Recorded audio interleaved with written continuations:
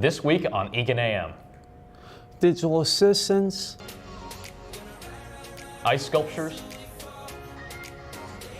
in the wildcat world of sports. Good morning, I'm Drew Ellingson. And I'm Evan Open. Students interested in parking permits, application, and payment for the 2019 spring parking permits begin Monday for seniors only. And for juniors, it begins on February 25th. Payments can be made on fee pay. Winter Blast Week is coming up in just a few short weeks. It starts on Tuesday, February 19th, not Monday, Tuesday, and runs through Monday, February 25th. There are dress-up days for each day of the week. Monday is my favorite, which is Pajama Day.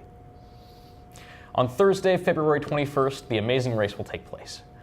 If you are going to participate in this year's Amazing Race, applications will be available starting next Wednesday and will be due on February 20th. The cost is $6 a team, so get your group of 6 ready. And then on February 22nd, the Sadie's Dance will be held in our EHS gym. If you want to make a night out of it, our boys have a basketball game right before the dance at 7 against Farmington. Sadie's starts at 9 p.m. and goes until 11 p.m. The theme is to match with your date or group of friends. The game is free and the dance is $5. Last week, we experienced a winter vortex with the temperature dipping to 27 below zero. There was a group of people who still braved the cold to follow their passion, ice sculpting. Here's Claire with the story. We in the Midwest are known for making sculptures out of pretty odd things. Butter, cheese, basically any solid dairy product. But when the polar vortex hits, a new sculpting material becomes available for the artists of the Twin Cities: ice. The St. Paul Winter Carnival offers a unique ice carving competition each year. I caught up with DHMS science teacher Mr. Zupfer to learn about how he was introduced to ice carving. So I was taking art class in high school in 9th grade, and my art teacher realized there was this contest for ice carving for the Winter Carnival, and so we gave it a try. I have been sculpting in the ice carving competition, which is sponsored by the Carnival every year, or almost every year since that time, really. They give us a block and a half, and we have 6 hours to carve. It's kind of a brutal process, like being out in the cold and just being in weird positions and continuous motion.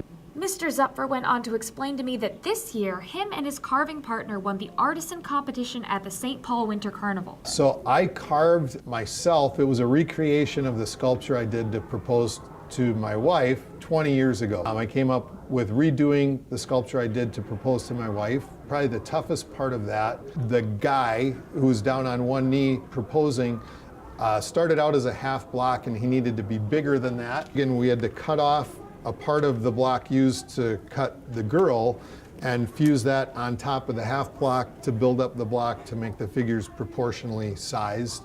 It was kind of bizarre. It was actually so cold, it was hard to freeze things without causing damage because you'd put water on the block and it would just pop it and crack it through the block. The ice didn't freeze together on his head, so I'm working on his head and the top of the head starts sliding off, and then I had to refreeze that. I asked Mr. Zupfer how a high schooler could get involved in such a cool activity. I think you need to be 18 because you have to sign a release form. Once you do that, then they're always looking for people. I mean, anyone who's 18 could give it a try and just sign up. They go to the Winter Carnival website and it's got information there. So, whether you sign up to compete next year or you just go for the hot cocoa, ice sculpting at the Winter Carnival is a wonderful way to celebrate our cold winter months. Make sure you look for Mr. Zupfer's sculpture next year.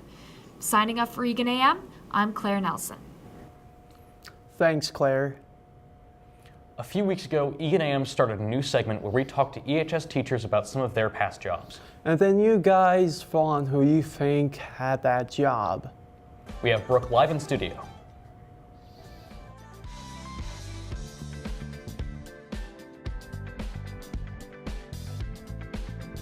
What's poppin'? This week we interviewed a teacher who had a very interesting job. This teacher worked in downtown Minneapolis at the Pillsbury Mill and was lucky enough to play the part of the Pillsbury Doughboy. Now it's up to you to solve the mystery. Was it Mr. Kovac or Mr. Stevens? Vote now on our Instagram story at Eagan AM, and we will check back with you guys at the end of the show. Back to you. I'm thinking it's Mr. Stevens. I think they both did. Hey Siri, set an alarm for tomorrow morning at 8 a.m. Evan, do you think this is the right time to set up your alarm? Sorry, I just thought it was perfect timing for our next story. Let's go to Olivia to learn more. Siri, play classic. Hey, where's the drums?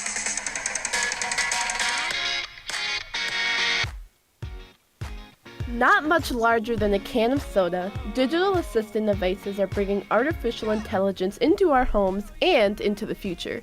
There are many different types of digital assistants, ranging from Siri on iOS devices to Alexa on Amazon, Tap, Echo, and Spot devices. They have the ability to do simple tasks such as play music and give you directions to anywhere you want to go. Take a listen to this. So how can I help you? Hi, I'm calling to book a women's haircut for a client. I'm looking for something on May 3rd. Sure, give me 1 second. If you didn't catch it, the voice making the appointment was Google. Now these devices are capable of scheduling the appointments for you. Last May at their I/O Development Conference, Google CEO Sundar Pichai unveiled Google Duplex. Duplex has the ability to schedule hair appointments or make dinner reservations. It's eerily similar to real human speech and replicate human expressions like hum or Along with Alexa and Siri, the new 2018 Tesla is also becoming more popular to drivers. This expensive luxury car has many features. The Tesla could be able to match speed and driving conditions, automatically switch lanes, and self-park on demand. Because they are so useful to people, adults and kids alike have become quite dependent on them. We caught up with some of our EHS Wildcats to see if AI had any impact on their lives. AI technology, my dad actually has an Audi, and Audi's going all technology-based electronic coming up here soon, so I'm looking forward to driving that. I use it for my alarm. I use it to ask questions when I'm on my homework or whatever. I use it almost every day. Yeah, I think they can be useful at times. Like I know, for instance, my uncle uses it. He says that he wants to play like ocean sounds at night when he's going to bed, so he can just tell his like Alexa to do that and stuff like that. I don't know. It's cool. I think it's pretty freaky though. How like computers can just get smarter and stuff like that. No, they're gonna take over the world. From homework to research to receiving mail and much more, there is no limit to what these advanced little robots are capable of. Signing out for Eagan AM, I'm Olivia Daniels. Are we going to have to make up all those snow and cold days we had off? We caught up with Dr. Rakowski to learn more. According to what the governor published last week, the policies are kind of out the window on this because he felt it was out of our control. So we'll see what happens. I think we still have a day or two in our pockets that could happen if they needed to, in case we get that April snowstorm. Usually what would happen, it'd have to be a day that teachers are already being paid to be at work. So if it ever would happen, it would be like a workshop day. Instead of having workshop, we'd have kids here. Okay. Right. Boy, is it really snowing out there. Yeah, roads are pretty slippy. And I see. The Super Bowl was this last Sunday. With another game comes more commercials. Here are some of the most popular ones. Oh boy.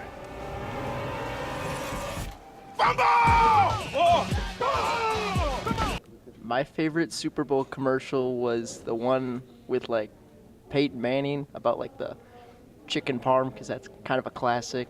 Chicken parm, you taste so good. I like it. Well, I really liked the Michael Bublé one for the bubbly like ice water. You mean bubbly? No, I mean Bublé. You're Michael Bublé. That's a bubbly. She's right, Michael Bublé. It's pronounced Bublé. I know, thanks. Dave. I remember the Pepsi commercials the most, and I thought they were okay. Is Pepsi okay? Oh, Pepsi's more than okay. It's okay! In case you were thinking of airing your own commercial next year, think again. A 30-second commercial during the 2019 Super Bowl would have set you back $5.25 million, even the weird ASMR one. Our commercials are much cheaper to make, and it's time for the WCR. Take it away, Ben.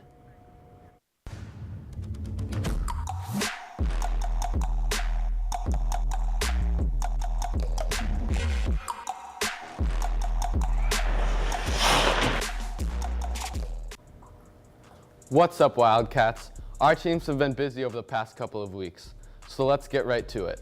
The girls' hockey team has clinched the 1 seed in the section tournament. And they defeated the Hastings Raiders 4-1, kickstarting their push to a state title. The first goal came from Carly Marsh, assisted by Alyssa Hennessy. The second point came from Jenna Ruiz, assisted by Julia Barger. The next 2 points were scored by Brooke Poplinski with assists by Emily Cronkite and Jenna Ruiz. Their next game is this Saturday at the Eagan Civic Center. The boys basketball team had a dominating win versus the Apple Valley Eagles on Tuesday. Some highlights include a monster block by Ben Kazemzak. Take another look at this. The 6'3" senior absolutely pinned Apple Valley's leading scorer Mark Pastas against the glass. Jack Stone also had a great game, including this take to the basket with 5 points to go along with it. Great game, boys. Their next game will be Friday against Lakeville North, who is currently sitting at the top of the conference, so it should be a good one.